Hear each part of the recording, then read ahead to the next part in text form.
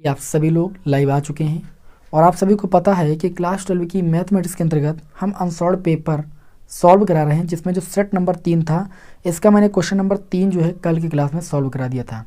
आज बिना time loss किए हुए हम क्वेश्चन नंबर 4 के का पार्ट की ओर बढ़ेंगे। इसमें एकाकी और आच्छादक प्रूव करना है। हमें एक फलन दिया गया है, इसको एकाकी और आच्छादक प्रूव करना है।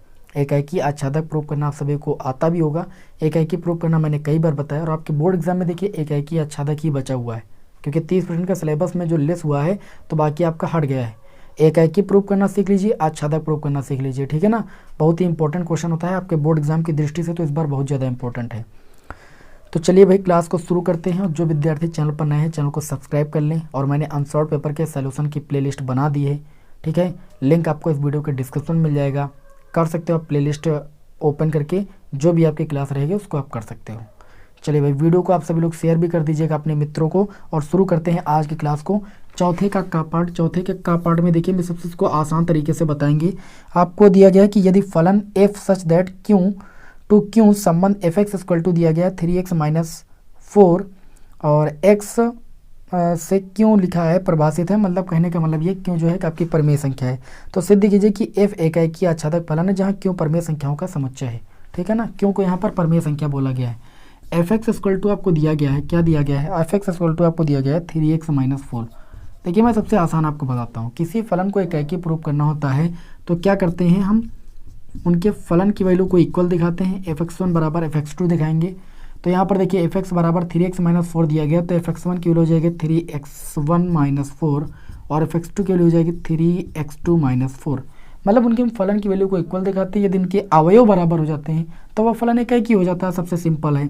तो यहाँ पर आप देख सकते हो ये 4 से 4 आपका कैंसिल हो जाएगा। 3x1 बराबर आपका आ जाएगा 3x2, 3 से 3 कैंसिल हो जाएगा, x1 बराबर x2 हो जाएगा। फलन की वैल्यू अगर हम इक्वल दिखाएं और हमें अवयव इक्वल मिल जाते हैं, x1 बराबर x2 मिल जाता है, तो हम कहते हैं कि जो फलन होता है वो क्या होता है भाई, एकाकी होता है। ये होता है, ऐसे होता है एकाकी। किसी चीज़ को सिद्ध करना बहुत ही आसान होता है। मैंने कई बार आपको प्रीवियस ईयर के मॉडल पेपर जो आपको सॉल्व करा रहा हूँ अनसॉल्व पेपर के, उसमें मैंने एकाकी प्रूव करना भी बताया। आच्छादक के लिए क्या करते हैं, आच्छादक के लिए भाई 2 स्टेप याद रखिए। आच्छादक के लिए हमने आच्छादक में बताया था कि जो सह प्रांत होता है और प्रांत सह प्रांत जानते हो। सह प्रांत में सारे अवयव जो होते हैं प्रांत का प्रतिबिंब होते हैं, मतलब प्रांत के सभी अवयवों का प्रतिबिंब होते हैं सह प्रांत में उपस्थित अवयव। यानी सह प्रांत जो होता है वो परिसर के बराबर होता है, कहने का मतलब ये, ठीक है ना। मतलब एक समुच्चय में जितने भी एलिमेंट हों और दूसरे समुच्चय में जितने भी एलिमेंट हों, समुच्चय एक के अवयव का प्रतिबिंब होना चाहिए समुच्चय बी में। मतलब ऐसा कोई अवयव यहाँ पर रहना नहीं चाहिए सह प्रांत में जो इसका समुच्चय का प्रतिबिंब ना हो, तब आच्छादक कहलाता है फलन। तो यहाँ पर देखिए आच्छादक के लिए हम प्रूफ कैसे करेंगे। प्रूफ तो दूसरी तरीके से करते हैं। प्रूफ करने के लिए यहाँ पर देखिए बोला गया है कि आपको जो एफ एक्स का मान दिया गया है वो कितना दिया गया है, 3x-4 दिया गया है, ठीक। मान लेते हैं एफ एक्स इक्वल टू कितना भाई, y। तो y रखेंगे तो y इक्वल टू आ जाएगा 3x-4। अब इस फलन से हम x की वैल्यू निकालते हैं। तो यहाँ से देखिए 3x बराबर, ये 4 इधर आएगा तो y + 4 हो जाएगा और x बराबर हो जाएगा y + 4 और बटे में 3। तो ये x का मान आता है। ये x का मान उठा के हम पुनः यहाँ पर रखते हैं और हमें fx इक्वल टू y मिलना चाहिए। देखिए भाई x के स्थान पर कितना रखेंगे, x के स्थान पर हमें लिखना है y + 4 बटे में 3। हमने x का मान निकाला y + 4 बटे 3। अब यहाँ पर जो दिया गया था वो कितना दिया गया था, 3x-4। तो 3x के स्थान पर रखेंगे y + 4/3, है ना, और -4 हल करेंगे तो f y + 4/3। यहाँ परमेय फलन की बात हुई थी, ये आपका परमेय फलन आपको पता है और y मैंने एक परमेय फलन माना है। यहाँ पर देख सकते हो 3 से ये 3 आपका कैंसिल हुआ, ये आपका बचेगा y + 4 -4। ये -4 + 4 भी आपका 0 हो जाएगा। तो परमेय फलन का प्रतिबिंब आप देख सकते हो, आपको एक परमेय फलन y मिल गया जो आपने माना था, ठीक। इस वजह से ज़्यादा मैं लैंग्वेज नहीं लिखता हूँ कि जो f होगा वो क्या होगा, आच्छादक होगा, ठीक है ना, आच्छादक है। एकाकी आच्छादक प्रूफ करना था, बहुत ही आसान था, सिंपल क्वेश्चन था, मैंने यहाँ पर प्रूफ कर दिया। अगला, समय को बिना लॉस किए हुए बढ़ते हैं चौथे के खा पार्ट की ओर, है ना।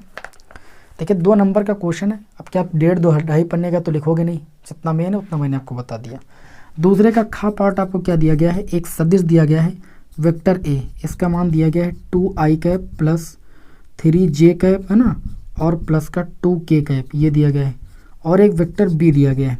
ऐसा क्वेश्चन आपके एग्जाम में आता है, i कैप प्लस का 2j कैप और प्लस का k कैप, ठीक है ना। दो आपको सदिश दिए गए और बोला गया है कि वेक्टर ए का सदिश पर प्रक्षेप ज्ञात कीजिए, सदिश बी पर प्रक्षेप निकालना है। तो आप लिखोगे वेक्टर ए का वेक्टर बी पर क्या भाई, प्रक्षेप निकालना है।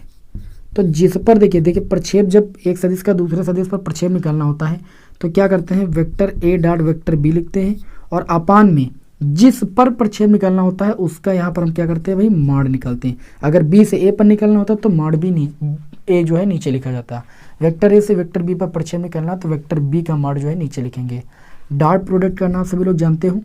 देखिए वेक्टर ए की वैल्यू है 2i कैप प्लस का 3j कैप प्लस का 2k कैप, इसका डॉट प्रोडक्ट करेंगे हम i plus 2j cap plus का k कैप। डॉट प्रोडक्ट करना आप सभी लोग जानते हो, i डॉट i का मल्टीप्लाई 1 होता है, j डॉट j का मल्टीप्लाई 1 होता है, k डॉट k का मल्टीप्लाई 1 होता है। नीचे परिमाण भी निकालना चाहते हो किसी सदिश का, जैसे वेक्टर बी का परिमाण निकालना तो i का गुणांक का स्क्वायर 1 का स्क्वायर 2 का स्क्वायर 4 और k का गुणांक 1 1 का स्क्वायर 1। तो इस तरीके से आपको यहाँ पर मिल जाएगा। देखिए भाई 2i और i का मल्टीप्लाई 1 होता है डॉट प्रोडक्ट में, 2 1 जा कितना हो जाएगा 2, उसके बाद 3 और 2 का मल्टीप्लाई कितना हो जाएगा 6, 2 और 1 का मल्टीप्लाई कितना हो जाएगा 2, क्योंकि देखिए i का मल्टीप्लाई जब j से करेंगे तो शून्य हो जाएगा, कैसे करेंगे तो शून्य हो जाएगा। डॉट प्रोडक्ट में क्वालिटी आपको सभी को पता है भाई, गुड 1 का स्क्वायर 1, 4 का 4 हो जाएगा 4 और 1 का स्क्वायर 1 ही हो जाएगा यहाँ पर। तो चलिए डायरेक्ट लिख देते हैं भाई, 4 तो कितना हो जाएगा 6, ये आपका आ जाएगा 6 4 10 और बटे में √6। ये आपके इस क्वेश्चन का आंसर हो जाएगा भाई। बहुत ही सिंपल था। प्रक्षेप जब भी निकालना हो तो ऐसे ही सवाल को लगाना है, तरीका जान लीजिए और एग्जाम में क्वेश्चन आता जरूर है। आगे बढ़ते हैं यहाँ पर, जो अगला क्वेश्चन है गा, ठीक है ना, बहुत ही बढ़िया सा क्वेश्चन है। प्रायिकता का बोला गया है कि एक थैले में, आप केवल मॉडल प्रश्न पत्र के क्वेश्चन हल कर लीजिए, आपका पेपर जो है बोर्ड एग्जाम में आने वाला 70-80% ऐसे ही सॉल्व हो जाएगा, और हो सकता है ज़्यादा सॉल्व हो जाए, ठीक है। 70-80% तो मैंने ऐसे ही बता दिया। एक थैले में 4 सफ़ेद और 3 काली गेंदें हैं। एक पहला थैला है जिसमें जो सफ़ेद गेंदें हैं पहले थैले में, आप लिखिएगा ध्यान समझिएगा। पहले थैले में अगर हम बात करें तो जो सफ़ेद गेंदें, सफ़ेद का मतलब वाइट, W जो है वो कितना है 4 गेंदें, और काली मतलब ब्लैक, ब्लैक गेंदें कितनी हैं 2, ठीक है ना। तो कुल गेंदों की संख्या कितनी हो गई 6 हो गई। अब इसमें यह बताया गया एक दूसरा थैला है, क्या है भाई, एक दूसरा थैला है। दूसरे थैले में 3 सफ़ेद और 5 काली गेंदें हैं। यदि प्रत्येक थैले से एक गेंद काली निकाली जाए तो दोनों गेंदें काली होने की प्रायिकता ज्ञात कीजिए। तो सबसे पहले जो पहला थैला है, पहले थैले में हम कुल गेंदों की बात करेंगे, 6 2 8 हो जाएंगी। तो पहले थैले में काली गेंद होने की प्रायिकता, काली गेंद होने की प्रायिकता निकाल लेंगे। तो आप जानते हो कि प्रायिकता बराबर क्या होता है, अनुकूल परिणाम बटे में कुल परिणाम। तो काली होने की प्रायिकता निकालना है तो काली है 2, किसमें से, टोटल में से। पहले थैले में टोटल गेंदें 6 थी, यानी इसकी प्रायिकता 1/3 आ जाएगी। बात करेंगे दूसरे थैले की, तो दूसरे थैले में अगर हम बात करें तो जो वाइट है, वाइट कितनी भाई, सफ़ेद है हमारी 3 और काली ब्लैक कितनी भाई 5 हैं। अब बोला गया है कि जो दूसरे थैले में है उसमें काली होने की प्रायिकता निकालिए। तो इसमें हम निकालेंगे प्रोबेबिलिटी ऑफ, या ऐसे निकालेंगे काली गेंद होने की प्रायिकता। दूसरे थैले में काली गेंद होने की प्रायिकता, तो काली गेंद होने की जो प्रायिकता हो जाएगी, देखिए अनुकूल परिणाम, काली गेंदें कितनी 5 और दूसरे थैले में कुल गेंदें 5 3 8, अनुकूल परिणाम बटे कुल परिणाम। ये दूसरे थैले में काली गेंद निकालने की प्रायिकता। अब बोला गया कि प्रत्येक थैले से एक गेंद निकाली जाए और दोनों गेंदों के गेंद काली होने की प्रायिकता निकालना है। तो दोनों गेंदों के काली होने की अगर प्रायिकता निकालना है तो जो आपकी प्रोबेबिलिटी आ जाएगी वो देखिए इन दोनों का मल्टीप्लाई करके, यानी probability of A probability of B, दोनों थैलों की काली गेंदें होने की प्रायिकता का गुणनफल 1/3 गुणे 5/8 पढ़ाया सभी लोगों ने, स्वतंत्र घटनाएं हैं। उसके बाद ये देखिए इसको हल करेंगे तो 5 एकम 5 और 8 त्रिक 24। मैंने देखिए प्रायिकता के बहुत ही आपको 3-4 वीडियो प्रोवाइड किए हैं, महत्वपूर्ण प्रश्न वाली क्लास प्लेलिस्ट बनी है, आप देख सकते हो, ठीक है। ये प्रायिकता के क्वेश्चन आपको एकदम हलवा लगेंगे, बहुत ही अच्छे से मैंने पढ़ाया है। जो विद्यार्थी देखिए नहीं पढ़े हैं उनको थोड़ा सा अजीब लगने लगता है कि दोनों यहाँ पर स्वतंत्र घटना थी, तो दोनों के मैंने पहले अलग अलग प्रायिकता निकाल ली काली गेंद होने की प्रायिकता। अब इन्होंने कहा कि दोनों थैलों से एक एक गेंद निकाली जाती है, तो दोनों थैलों के से काली होने की प्रायिकता मतलब दोनों की प्रोबेबिलिटी का अलग अलग गुणनफल कर देंगे बस, ठीक है ना। ऐसा क्वेश्चन में कुछ करना ही नहीं। तो चलिए अब हम बढ़ेंगे अगले क्वेश्चन की ओर। इसको रफ कर देते हैं भाई, और ये सबसे आसान क्वेश्चन होते हैं आपके भाई, ठीक है। ये सबसे आसान क्वेश्चन है आज के जो मॉडल प्रश्न पत्र में आपको सॉल्व कराना, सबसे आसान आपको लगेगा। आसान अब आगे के सब लगेंगे, लगातार अगर आप क्लासेस देख रहे हो तो सब आसान लगेंगे। अगला क्वेश्चन देखिए, घा पाठ दिया गया है कि दर्शाइए, घा पाठ में क्या दिया गया है, दर्शाइए।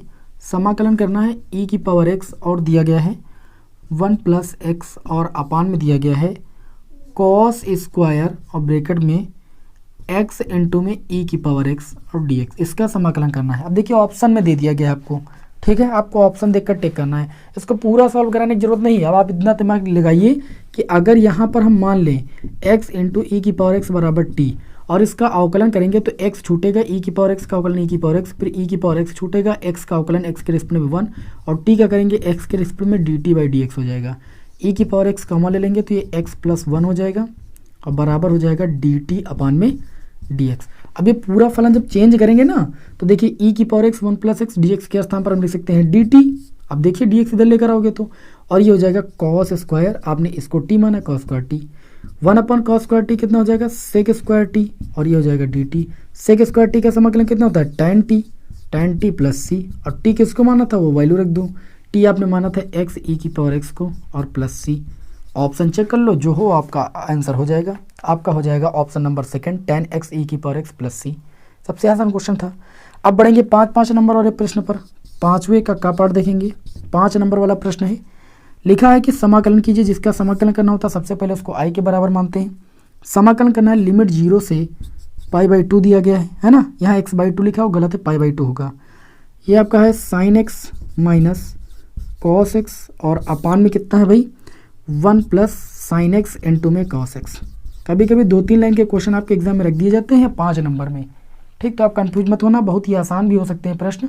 देखिए इसमें क्या करेंगे, हम एक परगुण लगाएंगे, और आपको मैंने परगुण बताया था, कहा था लिमिट जब 0 से a दिया हो, एक f(x) फलन दिया हो, तो परगुण ये कहता है, परगुण P4 0 to a लिमिट रहेगी, जहाँ x है वहाँ अपर लिमिट -x हो जाएगा dx। इस परगुण का यूज करेंगे हम, तो ये i = इसको समीकरण मान लेंगे, इसको यहाँ पर मानना है इस फलन को i के बराबर, तो हो जाएगा लिमिट 0 से π/2। देखिए साइन x के स्थान पर अपर लिमिट -x करेंगे, माइनस कॉस जहाँ पर x वहाँ पर अपर लिमिट -x कर देंगे, अपान में नीचे भी यही कर देंगे, 1 + साइन जहाँ पर x है अपर लिमिट π/2 थी, π/2 - x इंटू में कॉस जहाँ x है वहाँ पर अपर लिमिट माइनस का x, और इंटू में dx। आगे इसको सॉल्व कर लेंगे भाई, ठीक है ना। देखते रहिए आप सभी लोग, बहुत आसान क्वेश्चन है। लिमिट 0 से π/2, ठीक है। देखिए साइन 90 - थीटा cos थीटा होता है, यानी cos x हो जाएगा, और माइनस लगा, माइनस लगाएंगे, cos 90 - थीटा sin थीटा होता है, तो माइनस का sin x हो जाएगा, अपान में आ जाए 1 + साइन 90 - थीटा cos x हो जाएगा, और sine 90 - theta cos 90 - theta sin theta यानी sin x हो जाएगा dx। इसको समीकरण 2 मानेंगे, और वही पुराना काम करेंगे समीकरण 1 + 2 से। देखिए i और i जोड़ेंगे, 2i हो जाएगा, लिमिट 0 से π/2 हो जाएगी। देखिए नीचे हर तो दोनों का सेम मिल जाएगा, 1 + sin x इंटू में cos x। आप देख लीजिए थोड़ा आगे पीछे है, इसमें cos x आगे, इसमें जो था ये cos x पीछे था, बाकी 1 + sin x इंटू में cos x था। तो जो आपका हर था वो सेम है, वो मैंने लिख लिया।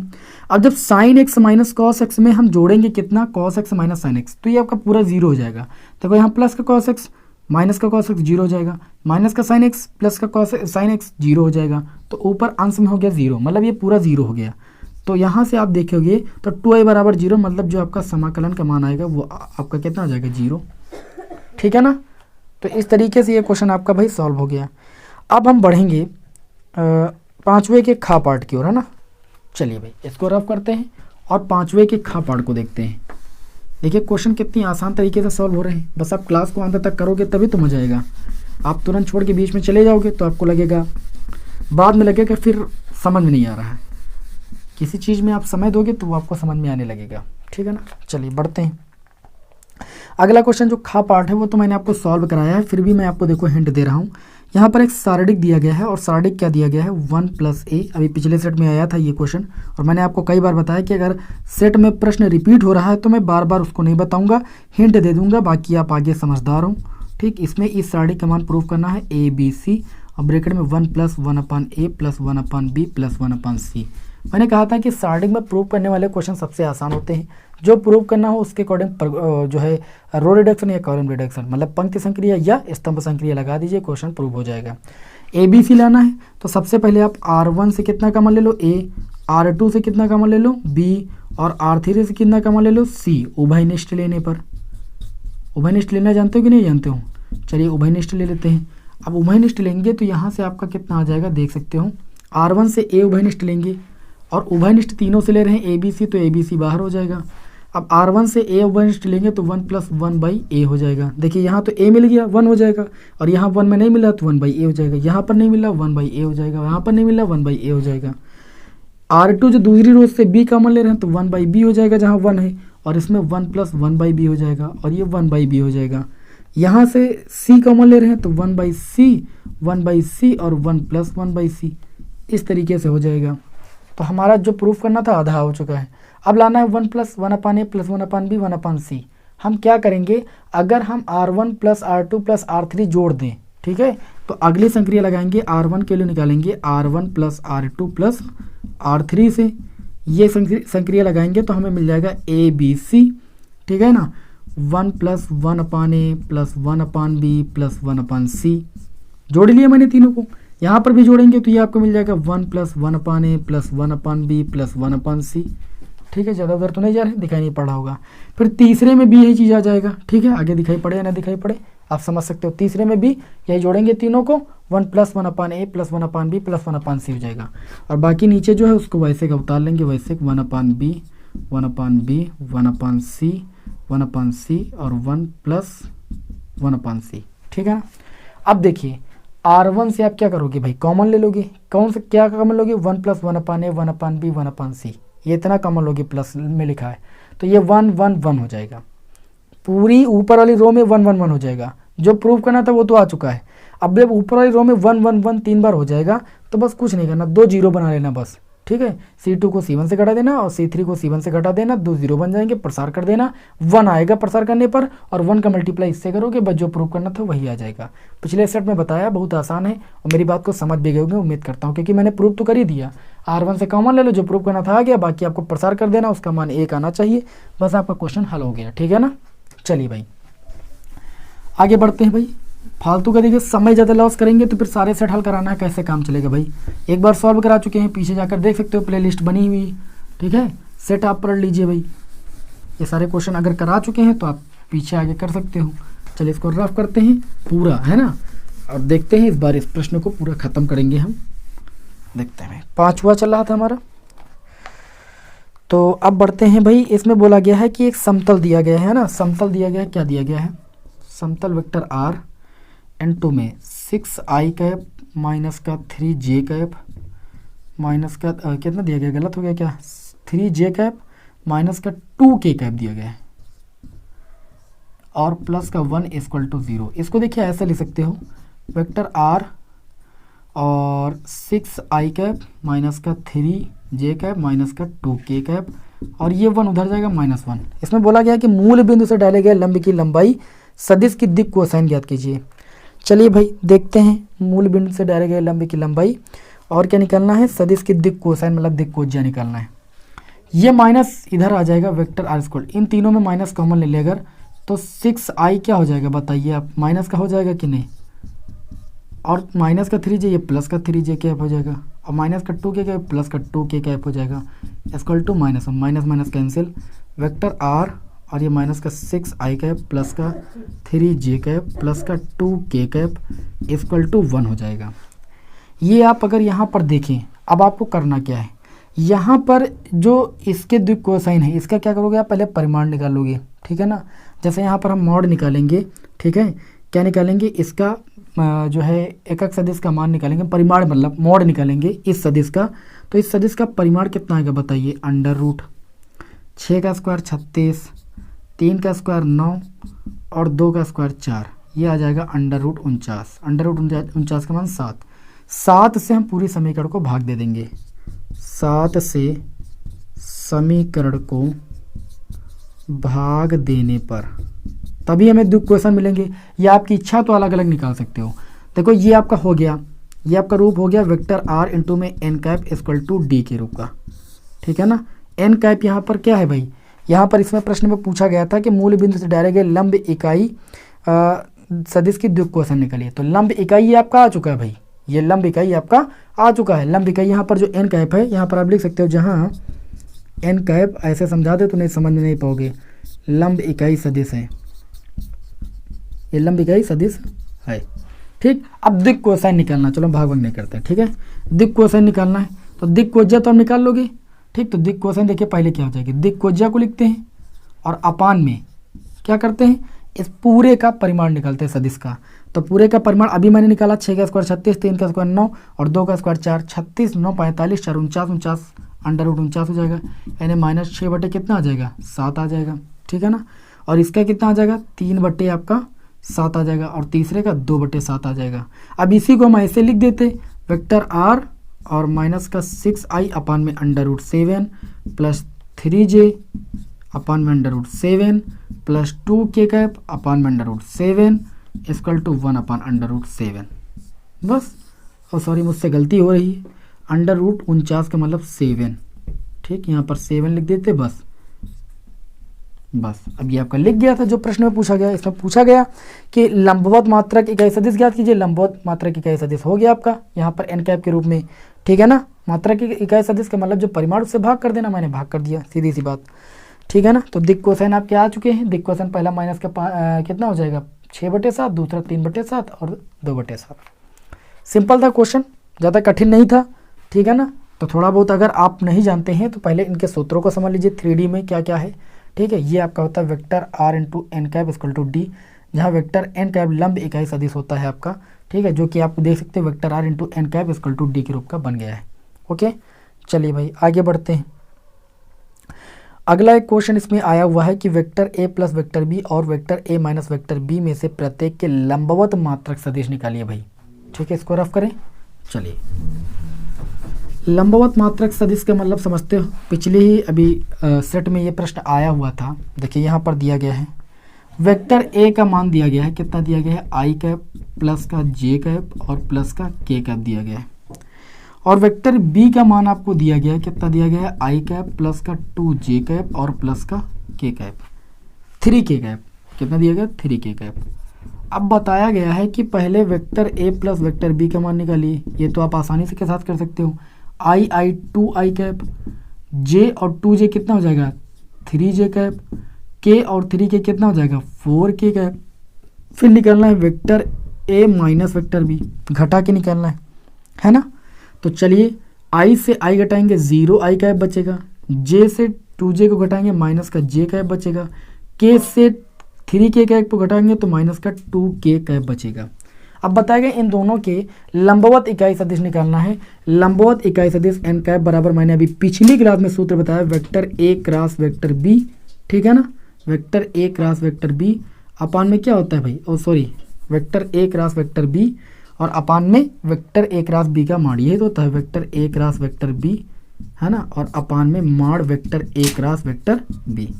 अब यहाँ पर अगर हम बात करें तो ए के स्थान पर जो वैल्यू है वो आपकी इतनी है और बी के स्थान पर ये वैल्यू है कि नहीं। तो चलिए क्या करते हैं, सबसे पहले इनका क्रॉस प्रोडक्ट निकाल लेते हैं।